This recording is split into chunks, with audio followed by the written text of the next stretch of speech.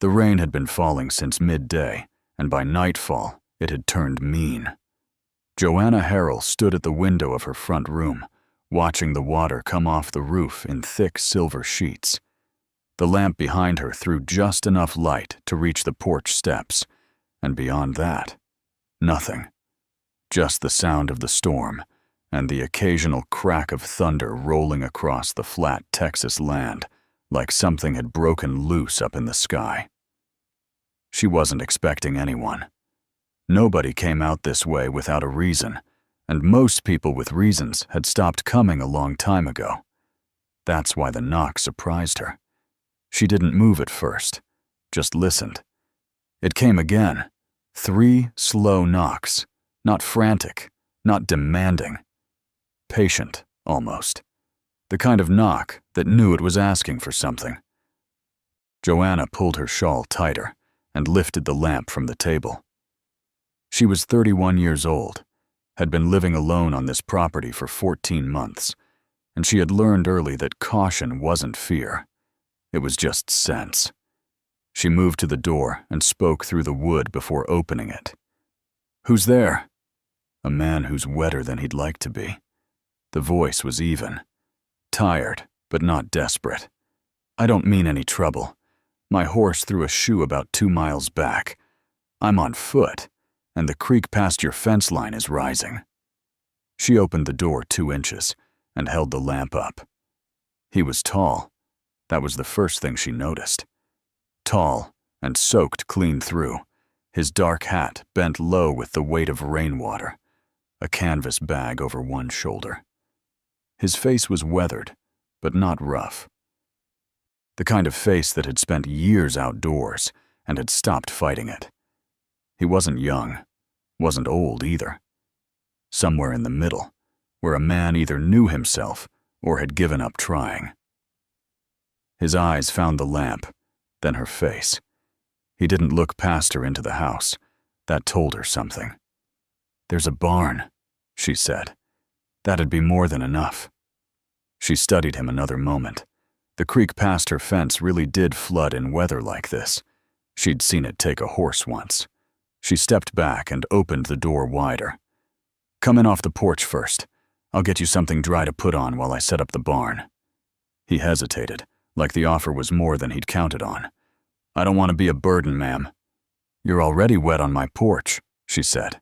"Come in." His name was Everett. He offered it the way some men offer a handshake, firm, without ceremony.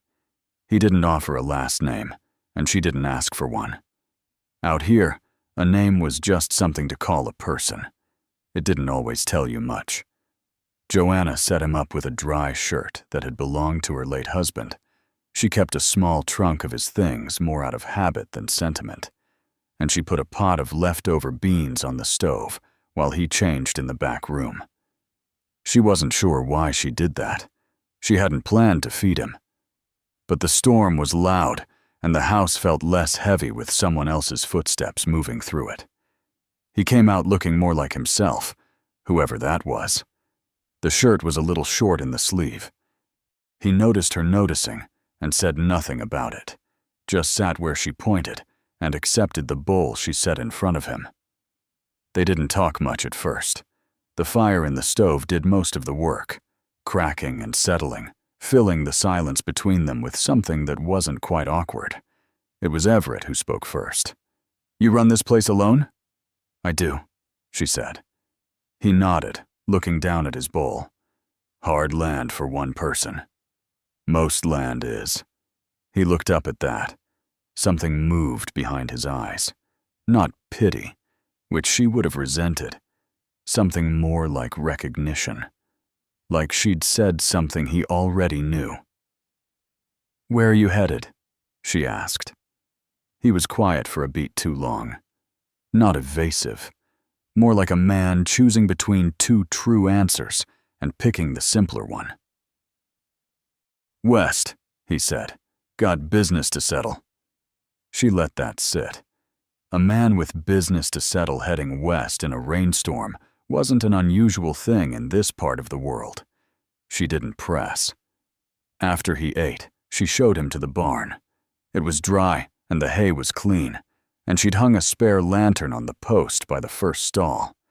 He thanked her in the same plain, direct way he'd done everything else, like gratitude was something he meant, but didn't dress up.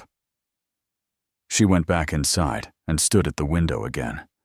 The lamp was out now, so she was just a shape in the dark looking at another dark. She told herself she'd let him stay through the morning, and then he'd be on his way. She told herself she hadn't even thought about the money she'd lent to her neighbor 2 weeks ago, the money she still needed back, the money that was supposed to cover her final payment to the land office before the end of the month. She told herself none of that had anything to do with the stranger in her barn. But when she finally went to bed, she lay awake for a long time, listening to the rain ease off. There was something about the way he'd looked at her land when she'd walked him out, not the way a tired man looks at a barn, the way a man looks at something he's trying to figure out, taking in the fence lines, the condition of the posts, the small vegetable plot she'd staked out near the south wall. Quiet and thorough, like he was reading something written in the ground. She didn't know what to make of it. By morning, she half expected him to be gone. He wasn't. He was standing at the fence near the east pasture in the pale early light, looking out at the land that sloped gently toward the creek. His horse, found and reshod somehow, though she hadn't heard a thing, stood tied to the post behind him. He had his hat on straight now. His coat had dried. He looked like a different man than the one who'd knocked on her door. Or maybe, she thought, he looked exactly like the man he actually was. When he heard her step on the porch, he turned, and before she could say a word, he said something that stopped her cold. "Mrs. Harrell, how much time do you have left on this property?" She stared at him. He hadn't asked anyone. There was no one to ask. And she hadn't told him a single thing about the land office, or the payment, or the letter she'd received 3 weeks ago with the word foreclosure printed at the top in hard black ink. So how did he know? Joanna didn't answer right away. She stepped down off the porch slowly, the way a person moves when they're buying themselves time to think. The morning air was cool and clean after the storm, and the wet grass darkened the hem of her skirt as she crossed the yard toward the fence where Everett stood.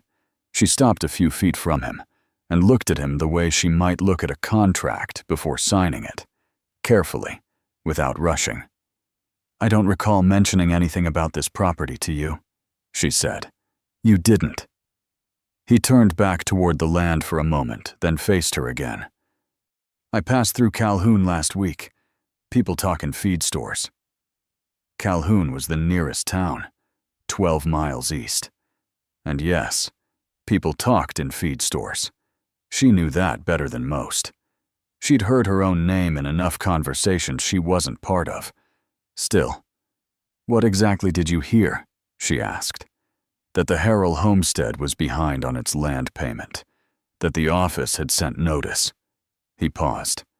That nobody expected it to last the season. The words weren't cruel. He delivered them the way a doctor delivers a difficult truth. Straight, without decoration, because dressing it up would only make it worse. But they landed hard all the same, because hearing something spoken out loud by a stranger made it more real than a letter ever could. She lifted her chin. "And what business is that of yours?" Everett was quiet for a moment. He looked at the fence post nearest him. Old wood, slightly leaning, bound with wire that had been repaired more than once. His hand rested on it lightly. "None," he said finally. "I'm sorry. I shouldn't have led with that." The honesty of it disarmed her more than she wanted to admit. She'd braced for something, a proposition, an offer with strings attached, the kind of help that cost more than the problem it solved. But he just stood there, looking mildly regretful, like a man who had said the wrong thing at the wrong moment, and knew it. Your fence line needs work on the north side, he said after a moment. Post is rotting through at the base. One more storm, and you'll lose 20 feet of it. She blinked. Are you offering to fix my fence, mister? She stopped. She still didn't have a last name. Hawthorne, he said, as if he'd just remembered she'd never asked. Everett Hawthorne. She repeated it silently. It wasn't a common name out here. It had a particular weight to it, the kind of name you felt like you should recognize but couldn't place. I can fix the fence, he said, and a few other things, if you'll allow it. Consider it payment for the roof and the beans. Joanna looked at the north fence line. He was right about the post. She'd been watching it lean for 2 months, telling herself she'd get to it. There were 6 other things on that same mental list. 7, if she counted the gate latch on the barn. You said you had business west, she said. It'll keep a day or 2. She studied him. Why? He seemed to consider the question seriously, which she appreciated. Men who answered too quickly usually hadn't thought enough. Because you fed me with what looked like the last of your stores, he said, and you didn't make me feel like a burden for it. She didn't have an answer for that, so she simply nodded once and went inside to start the morning fire. He worked through the day without asking for direction. That was the thing she noticed. He didn't need to be told what needed doing. He moved from the fence to the barn gate, to a section of the roof over the storage lean-to that had been letting in water for months, and he worked with a quiet, methodical focus that reminded her of men she'd known who had spent their lives building things, not performing labor, actually building. By late afternoon, he'd done more than she'd managed in the past 2 months. She brought him water twice and didn't linger either time, but on the second visit, she asked where he'd learned to work like that. He took a long drink before answering. My father's ranch, he said. Started young. You learn fast when there's no one else. Where is it? The ranch. Something shifted in his expression. Not pain exactly, more like the careful rearrangement of a face that had learned not to show too much. It was in Colorado, he said. Not there anymore. She didn't ask what that meant. Some doors were closed for good reason. That evening she made cornbread and salt pork, and they ate at the table again, this time with a little more ease between them. The silence wasn't empty now. It had texture, the kind that builds between 2 people who've spent a day in the same space and found they don't grate on each other. She asked him once, almost without meaning to, whether he had family waiting on him somewhere. He shook his head. No one waiting. That's a lonely thing. It can be, he agreed. Then, after a moment, you? She looked at the table. My husband passed 14 months ago. It was sudden, a fever. She said it plainly, the way she'd learned to, not because it didn't hurt, but because plain was the only way she could get through it without her voice changing. We didn't have children, so it's just me and the land. Everett was quiet for a long moment. I'm sorry, he said, and unlike most people who said it, he didn't follow it with anything. No advice, no silver lining, just the words, left where they were. She appreciated that more than she could say. He was gone before dawn on the 3rd morning. She knew it before she even looked out the window. The quality of the silence was different. Bigger. The kind that only happens when you've grown briefly accustomed to someone else being nearby. On the porch, she found a small folded paper weighted down by a stone. Inside, in clean, deliberate handwriting, not the scrawl of a trail-worn drifter, were 2 sentences. The north fence will hold now. I hope the land does too. And below that, a name. A full name she recognized the moment she read it. Not Everett, but the surname. Hawthorne. As in Hawthorne, Land and Cattle, whose holdings she had read about twice in the county paper, whose name was on half the water rights in the Western Valley, whose name was also, she now realized with a slow and dawning certainty, on the deed to the land adjacent to hers. She stood on the porch for a long time, the note in her hand, the morning light coming up gold and slow across her pasture. She didn't know what it meant. She didn't know if he'd known all along, if the visit to Calhoun had been coincidence or calculation. She didn't know whether to feel grateful or foolish or something in between. What she knew was this: the fence was fixed, the roof was patched, and a man who could have stayed anywhere had spent 2 nights in her barn without asking for a single thing she hadn't offered first. That meant something. She just didn't know what yet. 3 weeks passed before she heard the name Hawthorne again. She was in Calhoun, standing at the counter of the land office with an envelope in her hand and a number in her head that was still $40 short of what she owed. She'd spent the better part of those 3 weeks trying to close that gap, selling 2 of her remaining hens, taking in mending work from the pastor's wife, asking her neighbor Doris about the money lent, which came back in pieces, slowly, like water through cracked earth. She was $31 short now. It wasn't 40, but it wasn't enough. The man behind the counter, a thin, dry-voiced man named Pell, who wore the same brown vest every time she came in, looked at her envelope without touching it. "Mrs. Harrell," he said, with the particular tone people use when they've had a conversation several times and don't enjoy it. "The outstanding balance stands at—" "I know what it stands at," she said quietly. "I'm asking for 2 more weeks." Pell folded his hands on the desk. "The office has already extended twice. I know that too." He looked at her with something that wasn't quite pity and wasn't quite indifference, somewhere in the middle, where bureaucracy lives.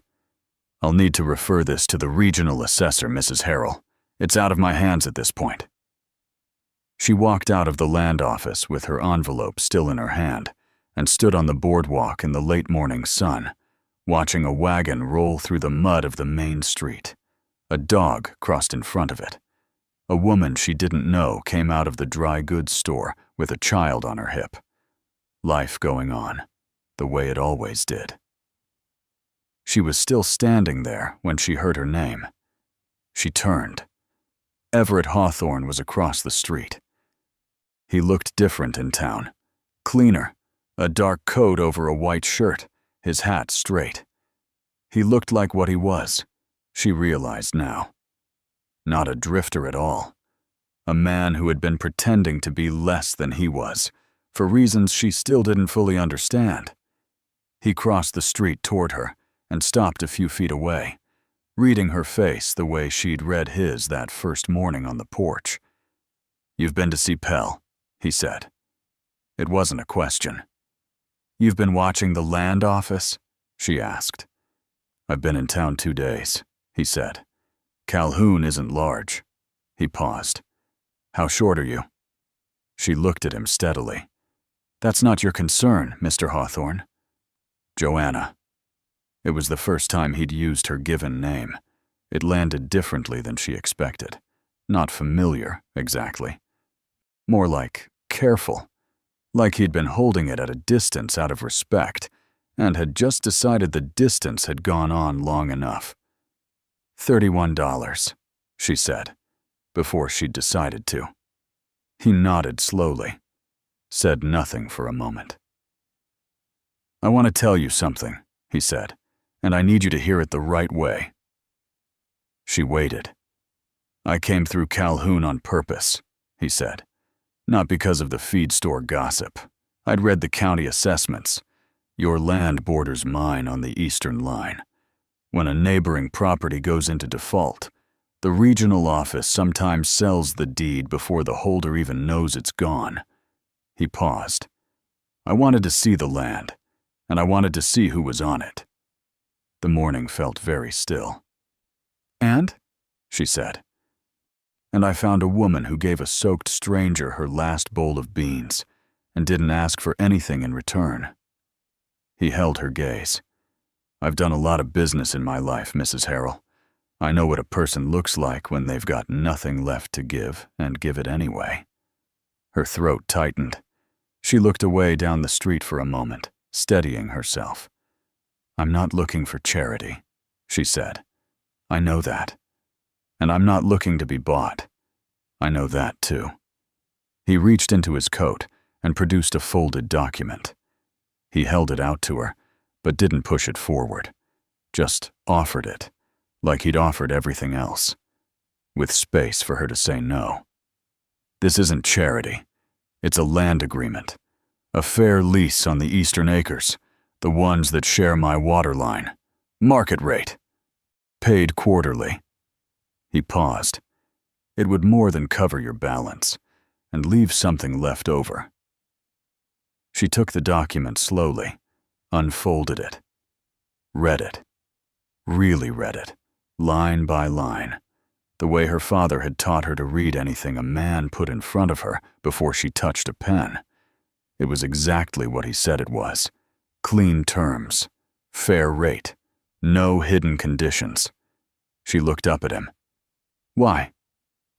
He was quiet for a long moment, and then, with the same plain honesty he'd shown from the very beginning, he said, "Because I'd like a reason to come back." She didn't give him an answer that day. She took the agreement home, read it twice more by lamplight, and slept on it the way she slept on everything that mattered. When she woke in the morning, she lay still for a while, looking at the ceiling, listening to the land outside, the birds coming awake in the fence posts, the slow creak of the barn in the early wind. She thought about what it meant to let someone help you. She'd spent 14 months deciding that accepting help was the same as admitting defeat, and 14 months had taught her that was a lonely and unsustainable position. She signed the agreement the next morning and rode to Calhoun to file it. Everett came back 6 days later, and then again 2 weeks after that. And then, with increasing regularity through the spring and into the summer, until Calhoun stopped noticing his horse tied outside the Harrell property and started assuming it would be there. They didn't rush anything. That wasn't either of their natures. They talked, really talked, the way two people do when they've both been quiet for too long and have finally found someone worth speaking to. About the land, about his father's ranch in Colorado that had burned in a dry year and taken most of what he'd built with it. About her husband, who had been a good man and a hard worker and had loved her steadily and without spectacle. About what it meant to start over when you were past the age when starting over felt easy. He told her once on an evening when they were sitting on the porch watching the sky go dark that he'd had more money than he'd ever needed and less of what mattered. She'd told him that she'd had less money than she needed and more of what mattered, and that neither extreme was as simple as it sounded. He'd laughed at that, a real laugh, unhurried and unguarded. She decided that night that she liked who he was when he wasn't trying to be careful. He proposed on a Tuesday, not with ceremony or spectacle. They were walking the eastern fence line, their shared fence line now, and he stopped and turned to her and said what he'd been carrying for months in the direct, unadorned way he said everything. She didn't answer immediately. She looked at the fence, at the land, at the sky above it. Then she looked at him. "You'd better mean it," she said. "I've never said anything I didn't mean," he replied. She believed him. That was the thing. She believed him completely, not because he was charming or because the moment was perfect, but because she'd watched him for months, and he was exactly the same person in every light. At the table and in the field and in town and on the porch, the same man, all the way through. Then yes, she said. They married in the fall, in the small church at the edge of Calhoun, with Doris and the pastor's wife as witnesses, and the whole town finding some reason to walk past the front steps that afternoon. The land payment was long settled. The north fence was straight. The lean-to roof hadn't leaked since March. By the following spring, the house had a new room framed on the eastern side, built by Everett's own hands on Saturday mornings, slowly and carefully, the way he did everything.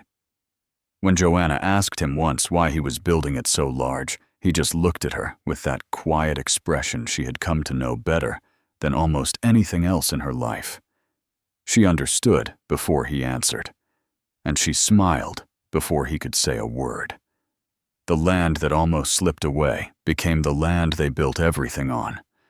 Not because fortune arrived at the door, but because one woman chose grace over suspicion, and one man never forgot what grace looked like when he saw it.